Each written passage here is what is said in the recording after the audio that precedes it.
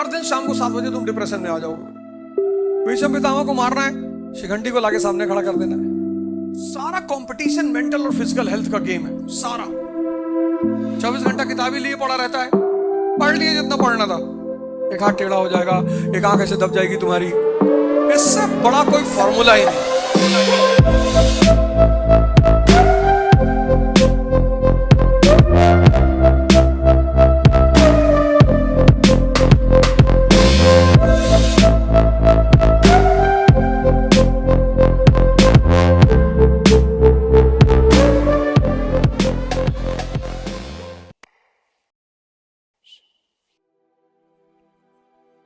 Competition, अब दोनों में बहुत फर्क है।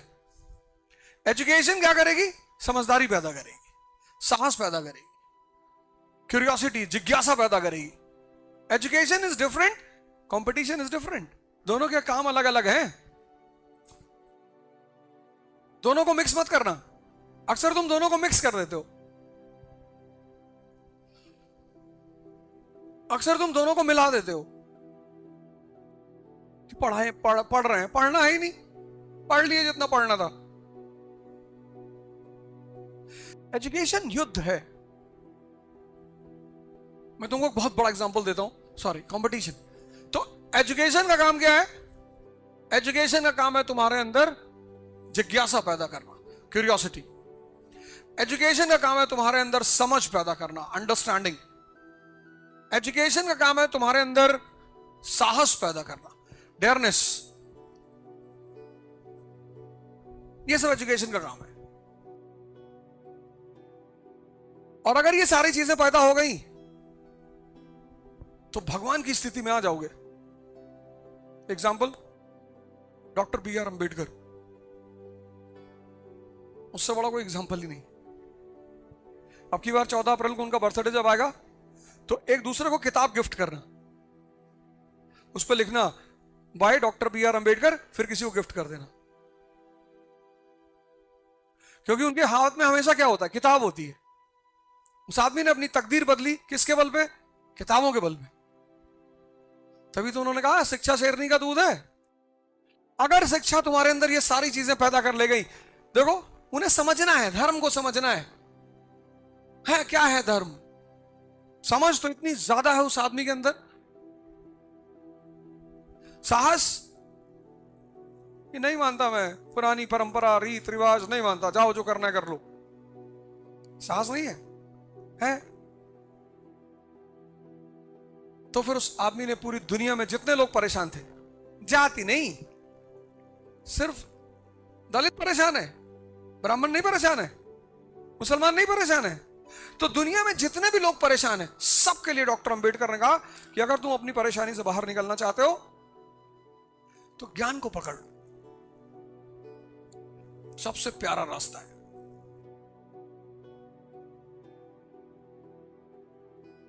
अब ये सारी चीजें तुम्हारे अंदर हैं और तुमने मन बनाया कि यार कंपटीशन देना है, IAS बनना है। अब यहां पर मामला बिल्कुल चेंज हो जाएगा। अब कंपटीशन में कौन कौन है? तुम हो X, तुम्हारे साथ भीष्म पितामह भी कंपटीशन दे रहे हैं,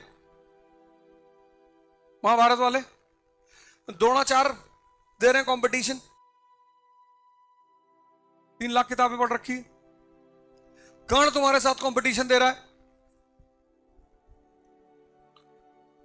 अश्वत्थामा 24 घंटा किताब ही लिए पड़ा रहता है। महाभारत बड़ी प्यारी चीज है।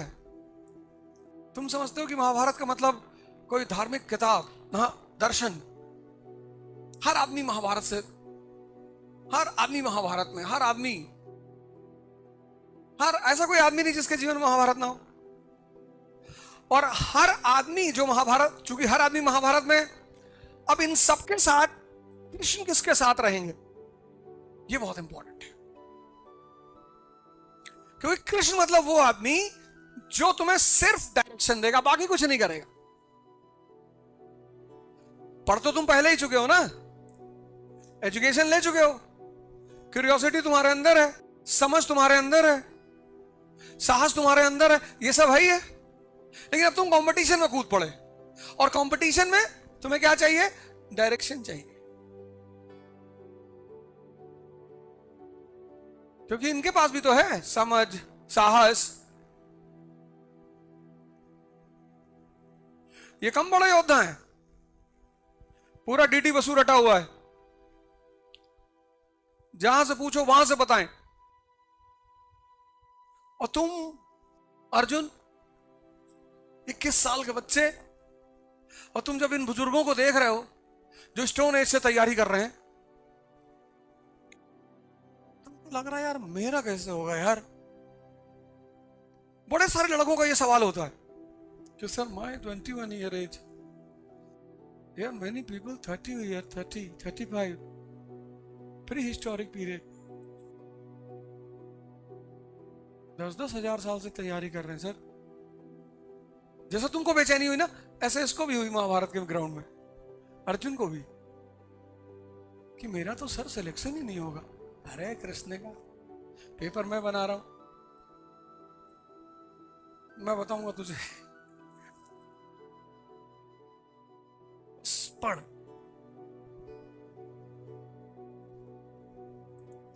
कोई भी कंपटीशन हो, कोई भी, तुमको अगर एक आदमी मिल जाए जो तुम्हें दिशा सही दे दे,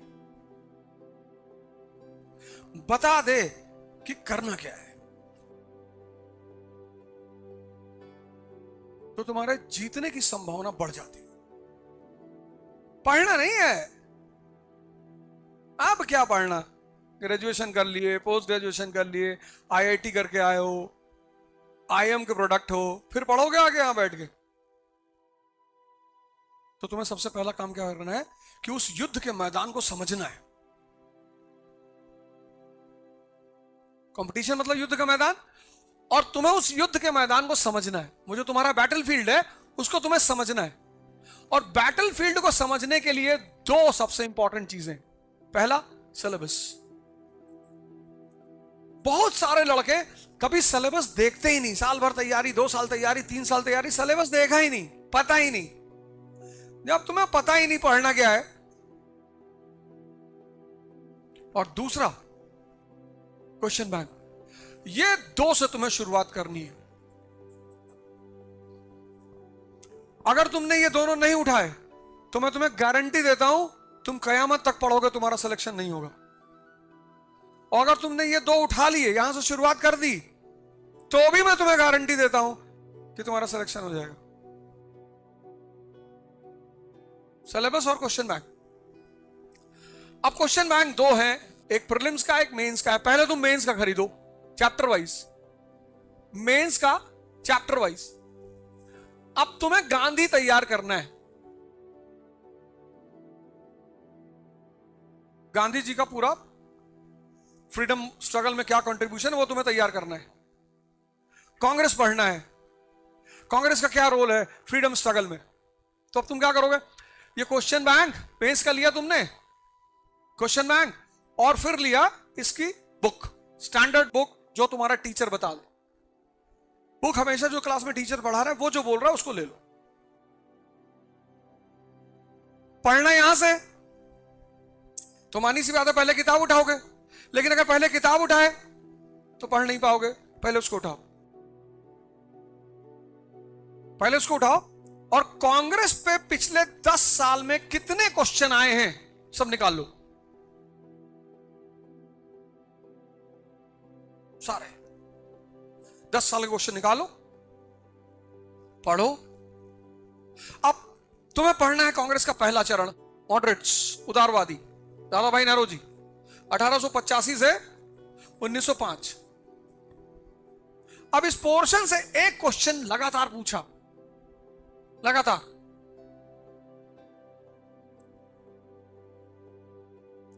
moderates face of Congress was a failure. जो उदारवादी फेस है कांग्रेस का वो असफल फेस है, पॉलिटिकली फेलियर है। अब तुम्हारे दिमाग में बैठ गया कि अच्छा, पढ़ते वक्त ये पता करना है कि फेलियर है ये लोग, पॉलिटिकली ये फेल है, इनको सरकार ने कुछ नहीं दिया। अब ये तुम्हारे दिमाग में बैठ गया कि क्या क्या पता करना है, क्या फाइंड आउट करना है? जब मैं कांग्रेस चैप्टर पढ़ूंगा तो मुझे फाइंड आउट क्या करना है? तो फाइंड आउट यही करना है कि कांग्रेस जो पहला चरण है मॉडरेट का, वो चरण राजनीतिक रूप से असफल है। अब तुमने कांग्रेस की हिस्ट्री पढ़नी शुरू की 1885 से 1905, तो जब तुम पढ़ोगे तो तुम देखोगे कि कांग्रेस कब बनी? 1885 में। 1892 का अधिनियम आया, एक्ट ऑफ 1892। किसकी दबाव की वजह से आया? इनकी दबाव की वजह से आया। नहीं आया? आया। वेल्बी कमीशन इनके दबाव की वजह से आया। ये बार बार कह रहे थे ना, drain of wealth, drain of wealth, drain of wealth. Bharat का पैसा तुम लोग लूट के ले जा रहे हो, भारत का पैसा तुम लोग लूट के ले जा रहे हो। सरकार ने अच्छा कमीशन बनाते हैं, वेल्बी कमीशन। इस कमीशन को बनाया यह पता करने के लिए कि भारत का पैसा कहां खर्चा होता है, जिससे कि इन उदारपंथियों को जवाब दिया जा सके। फिर एचिसन कमीशन, एचिसन कमीशन किसके लिए? सिविल सर्विस के लिए। ये बार बार मॉडरेट्स कह रहे थे कि हमको भी आईएएस में एंट्री दो, हमको भी आईएएस में एंट्री दो। बोले अच्छा कर लोगे नौकरी? तो ये सिविल सर्विस का रिव्यू करने के लिए 1885, जब भारत के लोग, जब राष्ट्र है ही नहीं, there is nothing called nation. राष्ट्र नहीं है, नेशन है नहीं, there is nothing called nation. राष्ट्र है ही नहीं। 90% लोग गरीब, 90% लोग अशिक्षित, 90% गरीब, 90% अशिक्षित। कोई बाहर निकलने को तैयार ही नहीं। पता हो तब तो निकले। अब राजनीति में तुम डीएम बंगले के सामने नारा लगा रहे हो, महाराष्ट्र सीएम हाय हाय, और अकेले खड़े हो। तुमको पता है तुम्हारे साथ क्या होगा? एक हाथ टेढ़ा हो जाएगा, एक आंख ऐसे दब जाएगी तुम्हारी, और तुम्हारे साथ 50,000 लोग हैं, तुम नारा लगा रहे हो। सोचो ये बेचारे अकेले नारा लगा रहे हैं, और तब इनको इतनी चीज मिली। ये फेलियर है। इसके साथ साथ इन्होंने बड़े सारे काम किए। उसमें सबसे बड़ा काम किया, भारत की जनता को सिखाना शुरू किया। क्या? Modern politics. आधुनिक राजनीति होती क्या है? ये काम नहीं है।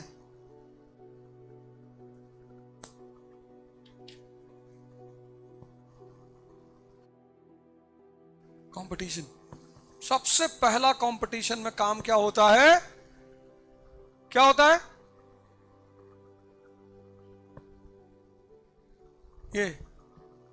ये सबसे पहला काम होता है, युद्ध के मैदान को समझना। कहां से समझोगे?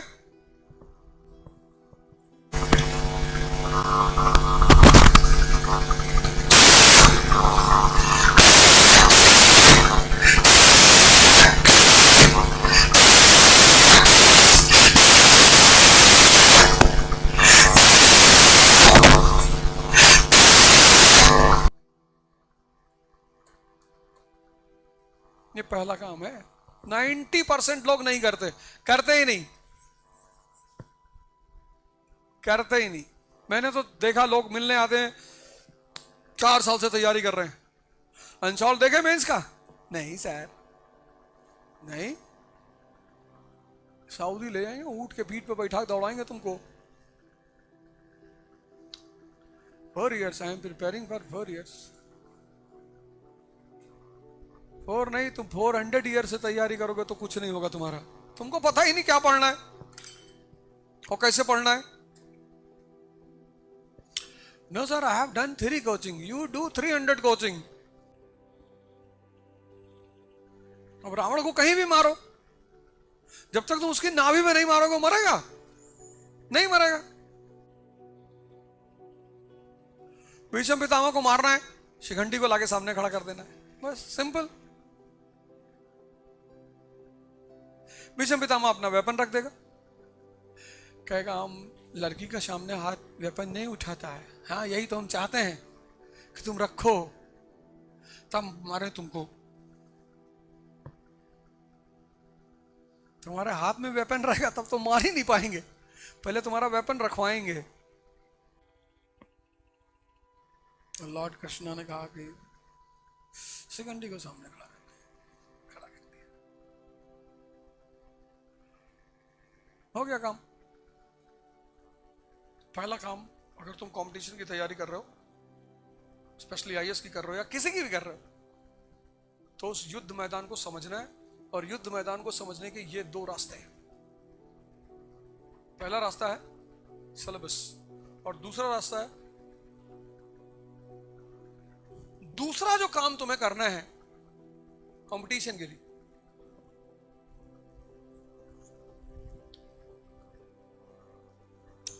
अब जब तुम कॉलेज में पढ़ने जाते हो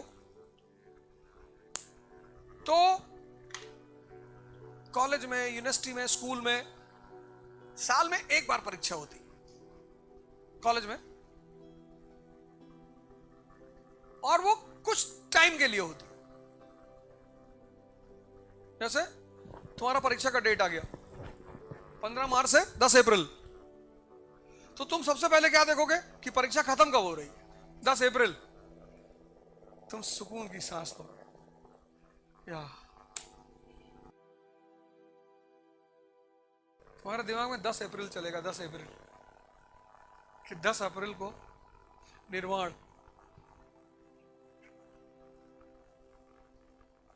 लेकिन आईएएस की परीक्षा में लास्ट डेट नहीं होती। तो तुम 10 मार्च से 15 अप्रैल, 15 मार्च से 10 अप्रैल तुम्हारी परीक्षा है, तो तुम 14 मार्च से ही पढ़ोगे। ये हम सब ने किया है। कॉलेज वॉलेज में कोई साल भर नहीं पढ़ा है, लेकिन यहां पर डे पढ़ना है। एवरी डे, 365 दिन रेगुलरिटी। ये एक सबसे खतरनाक पहलू है इस कंपटीशन का, रेगुलरिटी। 365 दिन। उसमें भी कुछ लोग क्या करते हैं, जब तैयारी शुरू करते हैं तो पहले दिन 15 घंटा पढ़ते हैं। I have to qualify this year any cost. 15 घंटा।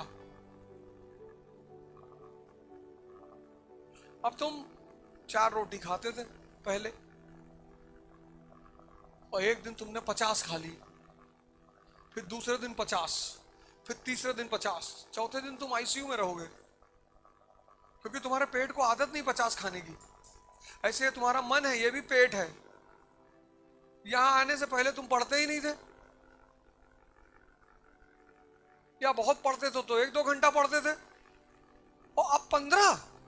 ये भी बेचारा सन्नाटे में है कि क्या हो गया है यार, तुमको बीमार हो। अब तुमने 10 दिन तो ताव में पढ़ लिया। 11 बजे किताब देखने की इच्छा नहीं हो रही है, पढ़ना तो बहुत दूर, देखने की इच्छा नहीं हो रही। देखने की 90% लोगों के साथ होता है ये। दिल्ली आते हैं, बहुत ताव में आते हैं, चश्मा वश्मा लगा के, ऐसे हिंदू हाथ में लिए हैं, न्यूज़पेपर, बाल वाल एकदम कायदे से, और चश्मा वश्मा लगा के, और बहुत सीरियस एटीट्यूड में। और शुरुआत के दिनों में एक दूसरे से डिस्कशन करते हुए कि यूक्रेन या जेलेंस्की, क्या जेलेंस्की, नॉट गुड जेलेंस्की। आता तो कुछ है नहीं, पर 4 बार जेलेंस्की तो बोलना है ना। अगर तुम्हें रेगुलरिटी बनाना, मैं तुम्हें एक फॉर्मूला बता देता हूं, शानदार फॉर्मूला, आज तक मिस नहीं हुआ।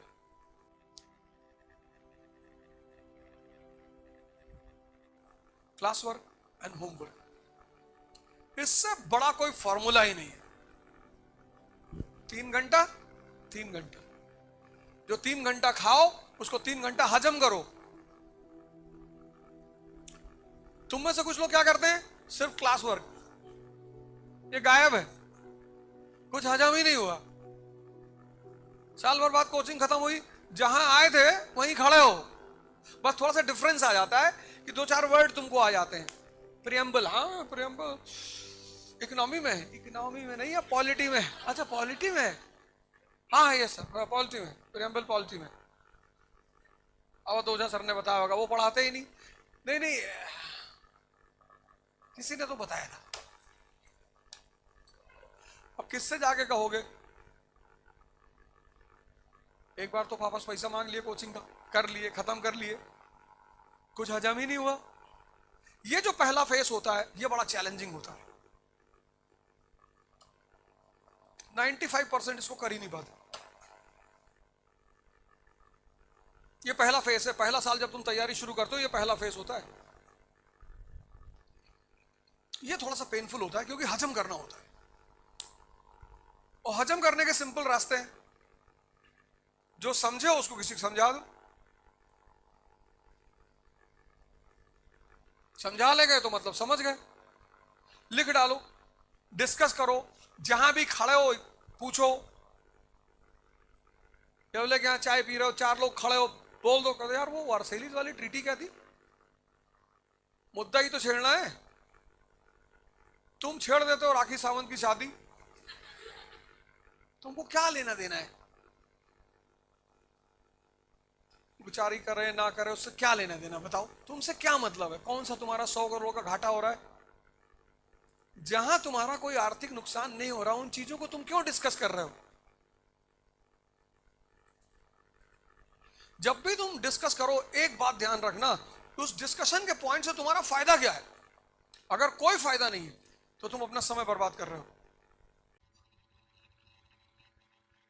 सलमान खान बहुत अच्छा आदमी है, मान लो बुरा ही है, तो तुमसे क्या लेना देना है? शूटिंग करोगे उसके साथ? नहीं नहीं, ऐसे ही ऐसे।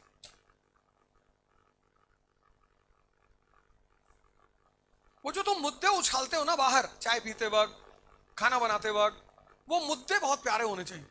जो तुमने दिन में पढ़ा है वही उछाल दो, हो गया डाइजेस्ट। ये दूसरा है रेगुलरिटी, इससे बड़ा कोई फार्मूला नहीं। ये फेस थोड़ा सा चैलेंजिंग फेस होता है। इस फेस में तुम्हें कोचिंग बहुत काम आती है, बहुत। कोचिंग का काम ही यही है, यही, और कोई काम नहीं कोचिंग का। यही सेकंड फेज को पूरा कराना कोचिंग का काम है, जिसमें सबसे बड़ा काम है तुम्हारा रेगुलरिटी, तुम्हारा होमवर्क, ये सारा काम कोचिंग का। ये सेकंड फेज कोचिंग का है। अगर तुम कोचिंग नहीं करते हो, तुम्हें ऐसा कोई आदमी घर में मिल गया, या तुम सेल्फ डिसिप्लिन आदमी हो, तुम्हें बाहर से डिसिप्लिन लेनी ही नहीं, फिर तो कोई बात ही नहीं। फिर तुम तो कोचिंग ना करो, कोई फर्क नहीं पड़ता। तुम सेल्फ डिसिप्लिन आदमी हो, मतलब तुम्हें बाहर से नहीं चाहिए कोई आदमी जो तुम्हें डिसिप्लिन करे, तुम अपना काम खुद ही करोगे, फिर तो तुम्हें नहीं चाहिए कोचिंग। पर ऐसा 100 में से सिर्फ 2-4 लोग होंगे, सब नहीं होंगे। ये थोड़ा सा टफ फेस होता है, थोड़ा सा, क्योंकि हर दिन तुम डिप्रेशन में आओगे, हर दिन, एवरी डे, हर दिन शाम को 7 बजे तुम डिप्रेशन में आ जाओगे। तुमको लगेगा यार सिलेक्शन नहीं होगा यार। फिर दूसरे दिन तुम क्लास पहुंचोगे, वो टीचर मिलेगा तुमको और कोई कहानी सुना देगा, तुम फिर फॉर्म में आ जाओगे, दिन भर बैठ के पढ़ोगे। फिर शाम को डिप्रेस हो जाओगे, फिर वो मिल जाएगा।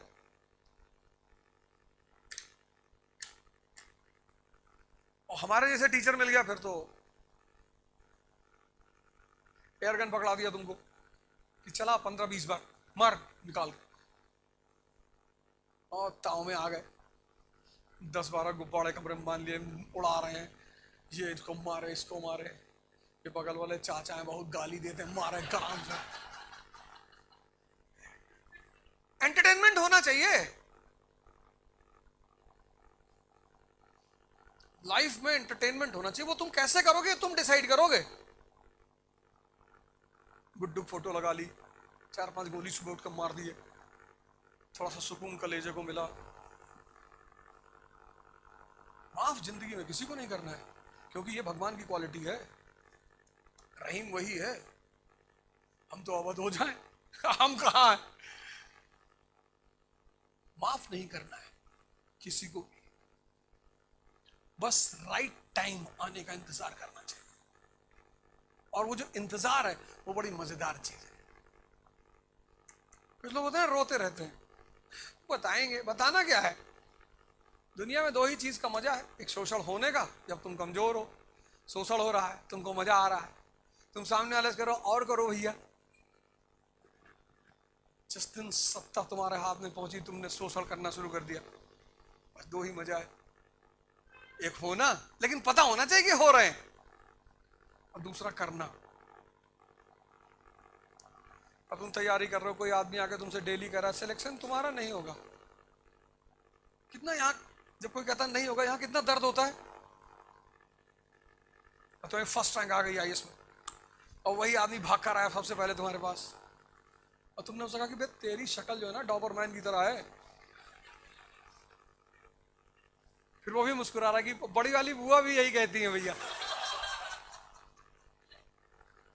ये फेस थोड़ा सा चैलेंजिंग है, थोड़ा सा। ये इसी फेस में 90% लोग तैयारी से बाहर हो जाते हैं। अच्छा, एक तो ये वाला फेस करते नहीं है, ये वाला, ये वाला तो वैसे ही डिस्टर्ब रहते। बाजार निकले, सदाशिवपेट में घूम रहे हैं, 3 लड़के बात कर रहे हैं कि यार इस बार जो है 40 क्वेश्चन आए थे एचएन मल्होत्रा से। एचएन मल्होत्रा? वे बगल में खड़े हो गए, सीरियसली सर, ये कौन सी किताब है क्वालिटी की नई किताब है। अच्छा, गए भाग के एचएन मल्होत्रा का उठा लाए। तुमको तैयारी करते वक्त एकदम क्लियर होना चाहिए कि ये 15 किताबें यही पढ़ना है, ये मेरा सिलेबस, ये मेरी अनसॉल्व, बाहर जाना ही नहीं। ज्यादा टेंशन है अपने टीचर से जाके पूछ लो, और कहता ना मास्टर गलत किताब मत बताना, मेरा बड़ा वाला भाई 3 साल से बंद है, वो बेचारा नहीं बताएगा। तो यहां क्लियर हो जाओगे तो 50% समस्या कम हो जाएगी। एंथुसियाज्म में आ जाओगे कि सब नहीं पढ़ना है, 50% सिलेबस पढ़ना नहीं, फिर यहां थोड़ा सा मेहनत करना तो पड़ेगा यार। यही फेस चैलेंजिंग है आईएएस की तैयारी में, आईएएस, नीट, आईआईटी। फिर तीसरा फेस, ये बड़ा शानदार फेस है और बड़ा प्यारा फेस है, इसमें आदमी मजा लेता है। ये प्रैक्टिस का फेस, शुद्ध प्रैक्टिस का फेस, ये तो मजेदार फेस है। इसमें क्या करना है, पर डे मेंस के 3 क्वेश्चन लिखने, पर डे 3, पर डे। महीने में कितना हुआ? 60। 10 महीने में कितना हुआ? 600। और 600 आंसर जिस दिन लिखोगे, आंख बंद करने की लिखने की प्रैक्टिस पैदा हो जाएगी। आंख बंद करके मेंस जाके बैठ के लिखोगे, ऐसे आंख चलती रहेगी और तुम पीछे मिर्जापुर देख रहे होगे तो आके लिख रहे हो। आदत, तुम देखो जब साल भर गाड़ी चला लेते हो, हा? तो फिर कोल्ड ड्रिंक भी पी रहे हैं, गाड़ी भी चला रहे हैं, आदत पड़ गई ना। ये बड़ा मजेदार फेस है, इसमें तुम्हें मेहनत नहीं करनी, मतलब इसमें तुम्हें स्ट्रेस नहीं मिलेगा, टेंशन नहीं मिलेगी, क्योंकि इस वाले फेस में तुम्हारा सब तैयार हो गया। ये तैयारी का फेस है, यहां फालतू वाले काम मत करना। और 1 साल, मतलब जितने लोगों को 2026 में एग्जाम देना है, 1 साल मेरे साथ रहो बस। जो मैं करता जा रहा हूं, वो आज सुबह भी मैंने क्लास में कहा था, मैं तुमको हर महीने पुणे में मिलूंगा, हर महीने। और जो 2-3 चीजें मैंने बताई हैं, वो जो दूसरा टीचर आएगा उसको बोलना है कि सर आप टेंशन मत लो सर, क्वेश्चन दे दो हमें बस, या क्वेश्चन भी तुम ही निकाल लो उस टॉपिक का, उससे कह दो सर इस क्वेश्चन का मॉडल आंसर दे दो सर, कल लाके दे देना सर। मतलब टीचर को तुम मिनिमम बॉदरिंग करो, उसे भी लगे यार कि लड़के परेशान नहीं कर रहे। ये फेस, ये तो शानदार फेस है, मेहनत है इसमें, मेहनत है। प्रीलिम्स 30 क्वेश्चंस पर डे, महीने में 90,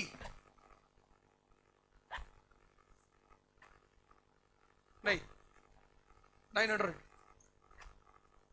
10 महीने में 9000।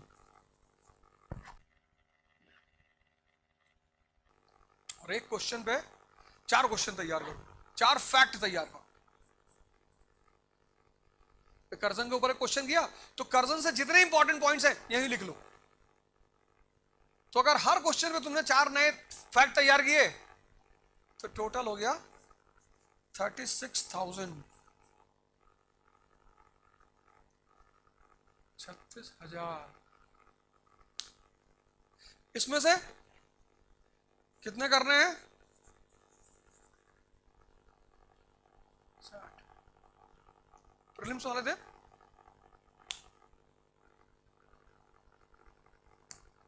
तो बैटलफील्ड, रेगुलरिटी और तीसरा प्रैक्टिस। और एजुकेशन कंपटीशन को उलझाना मत, तुम उलझा देते हो। अब जो लास्ट बात है वो है यार व्यवहारिक सी बात है, मतलब पर्सनालिटी जो है ना, आज मैंने क्लास में भी कहा था, कलेक्टर औरंगाबाद येवले की दुकान के सामने खड़े होकर मैच देख रहे हैं, अच्छा लगेगा?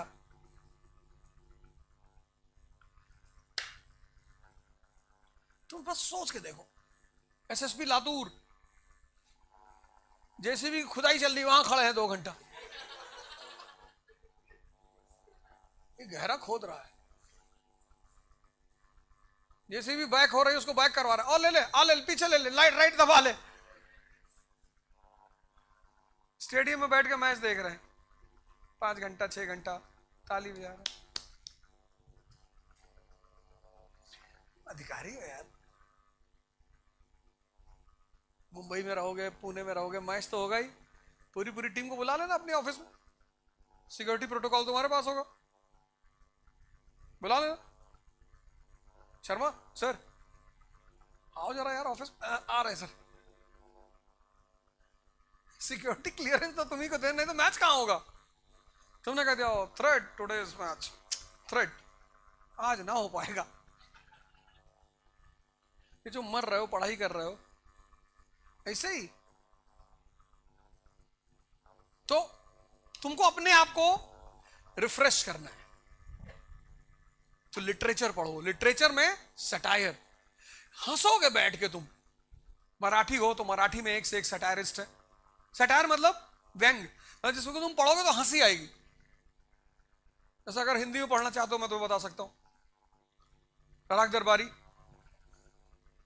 हरशंकर परसाई बहुत बड़े सटायरिस्ट हैं हिंदी में,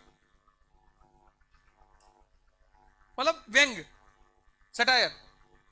पढ़ते पढ़ते ऊब गए, 2-4 पेज पढ़े, हंसने लगे, हाँ हंस रहे, रिलैक्स हो जाओगे, ये मन की नसें खुल जाएंगी। कभी मन का मूवी देख लिया। एक गेम कोई जिंदगी में कोई भी, स्विमिंग तो बेस्ट है, मतलब हर तरह से सूटेबल है। और पुणे में तो बहुत सारी जगह है।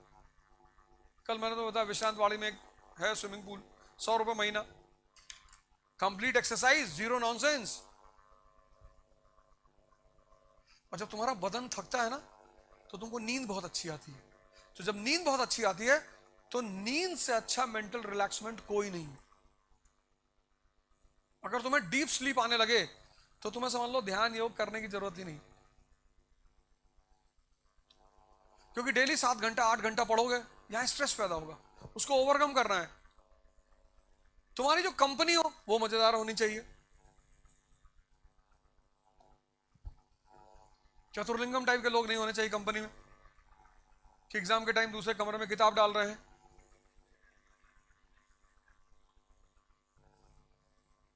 अपने मेंटल और फिजिकल हेल्थ का बहुत ख्याल रखना है। सारा कंपटीशन मेंटल और फिजिकल हेल्थ का गेम है सारा। म्यूजिक बड़ी प्यारी चीज है, लिटरेचर, स्विमिंग नहीं है, बैडमिंटन खेल सकते हो, खेल लो 2 गेम, पूरी शरीर शांत। दुर्योधन टाइप के दोस्त नहीं रखने, शकुनी उगनी टाइप के। ये 4 काम कर लो। पहला काम, बैटलफील्ड को समझ लो। दूसरा काम, रेगुलरिटी। और जिसको भी पूना आना है, जो उसको भी लगता है कि 26 का एग्जाम बहुत कायदे से देना है, तो मेरी गार्जियनशिप में दे सकता है। प्रैक्टिस और पर्सनालिटी, ये 4 काम पे तुम 4 चीजों पे काम कर। ये वाला बस थोड़ा सा पेनफुल है, ये वाला है, ये इसी में 95% लोग गेम से बाहर हो जाते हैं यहीं पे। ये तो कभी कर ही नहीं पाते, यहीं बाहर हो जाते हैं। 15 दिन नहीं पढ़े, 20 दिन नहीं पढ़े, खत्म।